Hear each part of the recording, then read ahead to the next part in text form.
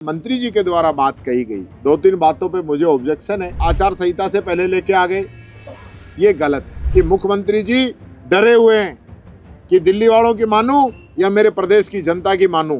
पर्ची का इंतजार है, पर्ची आएगी तो मैं समझता हूँ खिचड़ी का कानून भी ये बनाएंगे। महाराज जी संवैधानिक पद पे हैं। विधायक का पद जो है एक बहुत ही गरिमा का पद होता है। मैं समझता हूँ पूजा पाठ की बजाय भी ज्यादा ध्यान मंदिर मस्जिदों की तरफ ही है। जिस प्रकार की बयानबाजी आप करते हैं और फिर किसी विधायक पर आरोप लगाना, ये गलत है। अब तो इनका सरकार है, इनका राज है यार, अभी इनकी मदद हम करेंगे क्या? ये तो खुद ही सक्षम होने चाहिए। कभी मुख्यमंत्री को धमकी मिलती है, कभी हाई कोर्ट को बम से उड़ाने की धमकी मिलती है, विधायक को भी मिल गई। तो ये सरकार ऐसा लग रहा है जैसे धमकियों से ही चल रही है। कोई दिन ऐसा नहीं जाता जब धमकी नहीं मिलती हो। कौन ऐसे लोग हैं जो गौशाला की जमीन को भी लूटना चाहते हैं, बांट के खाना चाहते हैं? चुप रहो, जवाब ही नहीं देना है। न पर्ची पे जवाब देंगे, न स्थगन पे जवाब देंगे।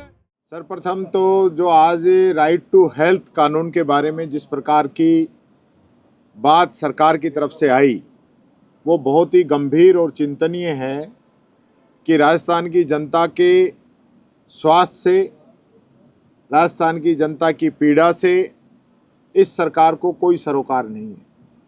आप समझ सकते हैं, हमारी कांग्रेस सरकार ने जब राइट टू हेल्थ बिल बनाया तो देश का सबसे पहला था और पूरे देश के अंदर लोगों ने देखा कि किस प्रकार से राजस्थान ने आगे बढ़ते हुए ये काम किया है। जब निःशुल्क दवा योजना शुरू हुई थी तब दूसरे देश, दूसरे राज्य, केंद्र वो सब देखने आए कि किस प्रकार से निःशुल्क दवा योजना चल रही है। उसके बाद उसको बढ़ाते हुए निःशुल्क जांच योजना किया और फिर चिरंजीवी बीमा योजना, चिरंजीवी के माध्यम से जो लोगों के इलाज हुए वो सब लोगों ने देखे, सब लोगों को इसका बहुत लाभ मिला। मैं खुद मेरे इलाके के अंदर गया, प्रदेश के अलग अलग जगह पे गया। किसी का हार्ट का ट्रांसप्लांट, हार्ट का ऑपरेशन, किसी के छल्ले डल रहे हैं, किसी के घुटने बदल रहे हैं, बड़े बड़े ट्रांसप्लांट इस योजना से हुए। आरजीएचएस जैसी योजना हम लेके आए और राइट टू हेल्थ कानून हमने बनाया। उसके नियम बनाने के लिए आज जो जिस प्रकार से मंत्री जी के द्वारा बात कही गई, दो तीन बातों पे मुझे ऑब्जेक्शन है।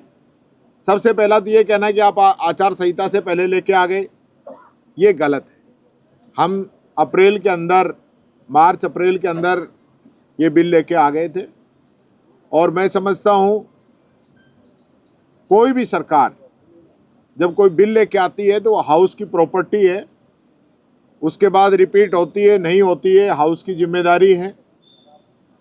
और आज कोई नियम कानून, मान लो आज बीजेपी गवर्नमेंट बना रही है तो ये नहीं है कि कल हम जब वापस सत्ता में आएंगे तो इन नियमों को नहीं मानेंगे।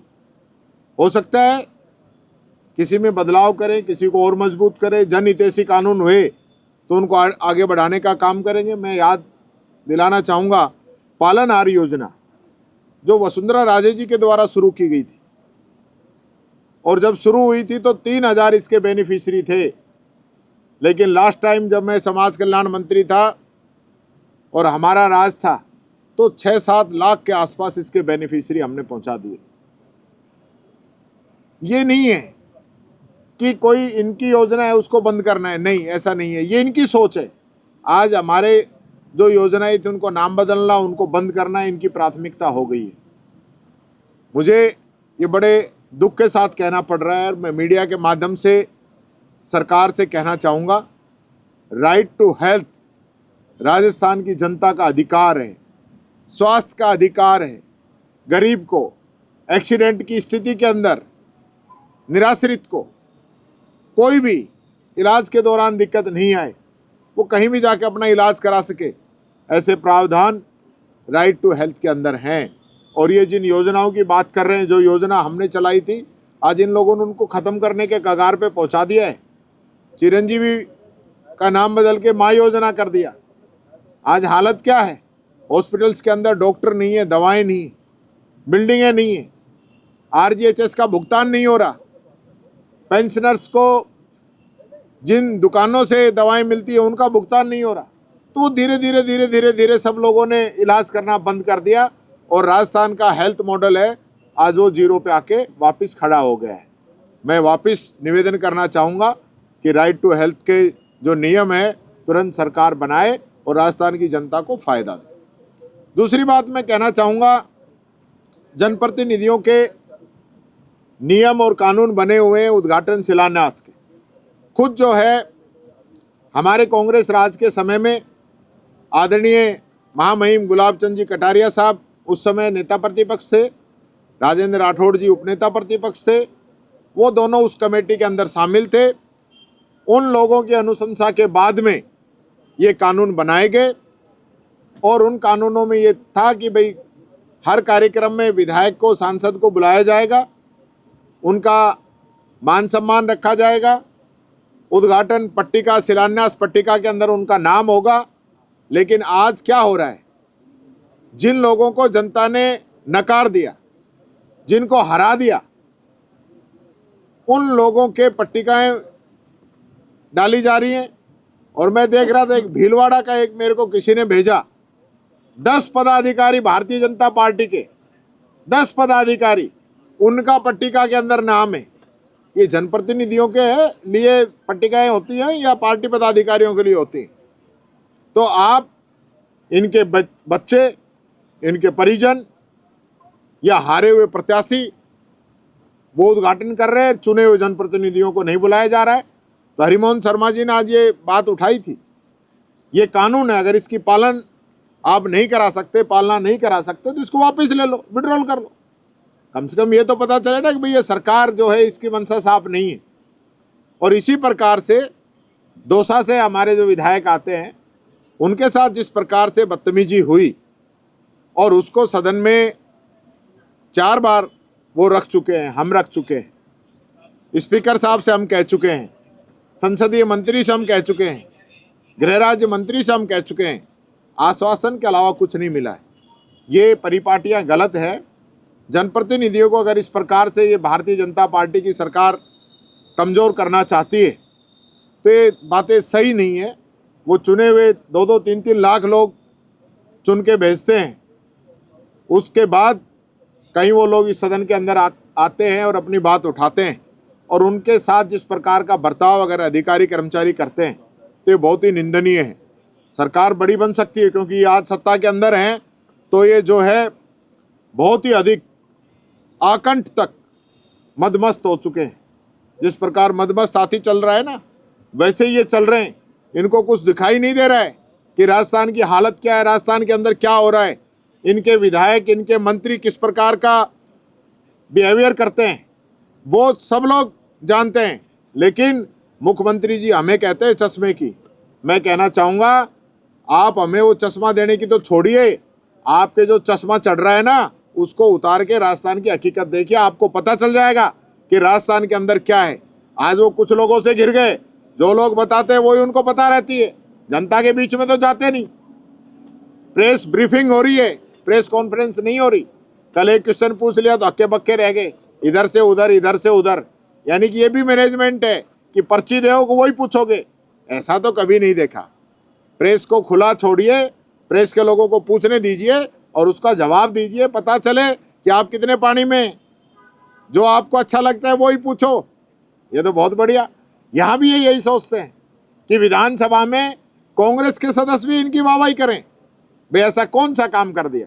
हमारी सरकार काम करती थी, ओपीएस लेके आए, राइट टू हेल्थ चिरंजीवी योजना जब हमने लॉन्च की, खुद बीजेपी के विधायकों ने इसका समर्थन किया था। कोई अच्छा काम करो तो हम भी समर्थन करेंगे।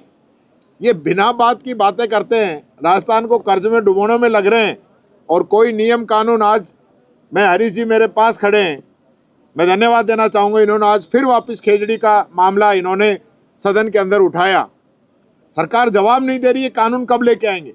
यानी मुख्यमंत्री जी ये कहें कि मैंने तो अगस्त में कह दिया था कानून बनाने के लिए, तो फिर मुख्यमंत्री जी कोई मान नहीं रहा क्या? अगस्त से फरवरी आ गया, अगस्त से फरवरी आ गया, आप कानून नहीं बना पा रहे। सेशन चल रहा है, आप 2 साल और 5 साल की चर्चा कराने के लिए तो 1 मिनट में तैयार हो गए, और खेजड़ी पे कानून बनाने के लिए आपके पास तारीख नहीं है। आप तारीख तय करो ना, आप तारीख तय कीजिए कि हम खेजड़ी पे कानून इस तारीख तक बना देंगे, तो हमें अच्छा लगेगा। और जो लोग आज धरने पे बैठे हैं, पूरे प्रदेश के अंदर जन भावना जो जुड़ी हुई है, उन लोगों को अच्छा लगेगा कि मुख्यमंत्री जी हमारे लिए कुछ करना चाहते हैं। वो उद्योगपतियों के हाथों में खेल नहीं रहे हैं। लेकिन हकीकत ये है कि मुख्यमंत्री जी डरे हुए हैं कि दिल्ली वालों की मानूं या मेरे प्रदेश की जनता की मानूं। ये अभी फैसला नहीं कर पा रहे हैं, पर्ची का इंतजार है। पर्ची आएगी तो मैं समझता हूँ खेजड़ी का कानून भी ये बनाएंगे। विधायक बाबूलाल ने कहा है कि उनकी जान को खतरा है और विधायक अमीन कागजी पर आरोप भी लगाया कि अगर कुछ हो जाता है तो विधायक अमीन कागजी। देखिए, बीजेपी वालों की पुरानी आदत है कि इस प्रकार की बातें करते हैं और महाराज जी संवैधानिक पद पे हैं। विधायक का पद जो है एक बहुत ही गरिमा का पद होता है। वो पहले खुद का आचरण देखें, खुद के शब्दों को देखें, किस प्रकार की बातें वो कर रहे हैं। उन्होंने पूरा ट्रैक ही चेंज कर रखा है। मैं समझता हूँ पूजा पाठ की बजाय भी ज़्यादा ध्यान मंदिर मस्जिदों की तरफ ही है। तो उनको जो है संविधान की शपथ ली है। यहाँ पे विधायक बनता है तो शपथ लेता है। शपथ में ऐसा कहीं नहीं कहा गया कि आप संविधान के विरोधी कोई काम करो। आप अच्छा काम करिए, अपने इलाके के लिए काम करिए, आप धर्म के लिए काम करिए, सनातन के लिए काम करिए, कौन मना कर रहा है। लेकिन जिस प्रकार की बयानबाजी आप करते हैं और फिर किसी विधायक पर आरोप लगाना, ये गलत है। मैंने विधायक जी का बयान सुना था, उन्होंने कहा है कि भाई जिसने अगर कोई धमकी दे रहा है तो आप मुकदमा दर्ज कराइए, कार्रवाई कराइए। अब तो इनका सरकार है, इनका राज है यार, अभी इनकी मदद हम करेंगे क्या? ये तो खुद ही सक्षम होने चाहिए। कभी मुख्यमंत्री को धमकी मिलती है, कभी हाई कोर्ट को बम से उड़ाने की धमकी मिलती है, विधायक को भी मिल गई। तो ये सरकार ऐसा लग रहा है जैसे धमकियों से ही चल रही है। कोई दिन ऐसा नहीं जाता जब धमकी नहीं मिलती हो। तो ये इनको खुद ही सोचना चाहिए, कोई अच्छे काम करें, ये धमकी आनी बंद हो। गौशाला की 1200 करोड़ की जमीन का घोटाला, ये बहुत बड़ा मुद्दा है जो हमारे माननीय सदस्य हाकम अली जी के द्वारा उठाया गया कि 1100 बीघा ज़मीन जो है 2.5 घंटे के अंदर उसका इंतकाल भी चढ़ा दिया गया, उसकी रजिस्ट्री भी हो गई, सारे काम कर दिए गए। तो ऐसे क्या कारण थे, उसकी पूरी जांच होनी चाहिए। कौन ऐसे लोग हैं जो गौशाला की ज़मीन को भी लूटना चाहते हैं, बांट के खाना चाहते हैं, उन लोगों पे कार्रवाई होनी चाहिए, उसकी पूरी जांच होनी चाहिए। लेकिन दुर्भाग्य है इस विधानसभा का कि यहाँ नियम प्रक्रियाओं को दरकिनार करते हुए, जहाँ शून्यकाल होता है, जहाँ मंत्रियों को उपस्थित रहना चाहिए, जो विशेष रूप से क्योंकि 295 और स्थगन इसकी सूचना ऑलरेडी आ जाती है। तो जिसके डिपार्टमेंट का अगर स्थगन लगा हुआ है, जिसके डिपार्टमेंट का 295 लगा हुआ है, उसको तो कम से कम वहाँ मौजूद रह के सुनना चाहिए और हर संभव उस पर जवाब देना चाहिए। लेकिन ये तो एक परिपाटी बना रखी है, चुप रहो, जवाब ही नहीं देना है। न पर्ची पे जवाब देंगे, न स्थगन पे जवाब देंगे।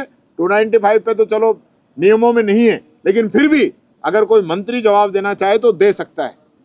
अब तो इनको चिंता है कि भाई नेता प्रतिपक्ष पूछा ही नहीं। मुख्यमंत्री को भी यही चिंता है, मंत्रियों को भी यही है। अब आज तो एक एमएलए भी कह रहा था कि साहब आप जो है समय दे दो जिससे हमारा नंबर आ जाए। खुद ये सरकार चाहती है कम से कम क्वेश्चन आए। अध्यक्ष जी ने परंपरा शुरू की थी, नियम बनाए थे कि जो आंसर है वो पढ़ा हुआ मान लिया जाए और सप्लीमेंट्री अधिक से अधिक पूछे जाएं। उसको तो संसदीय मंत्री जबरदस्ती अपने मंत्रियों से पढ़वाता है, नहीं पढ़ो, चाहे 3 ही पेपर का क्यों ना हो, 15-15 मिनट एक में क्यों नहीं लग जाए। उसमें तो इनको समय का नहीं लगता। जब टीकाराम जूली पूछता है तो तब इनको समय की दिक्कत नजर आती है। ये बात मैं कहना चाहूँगा।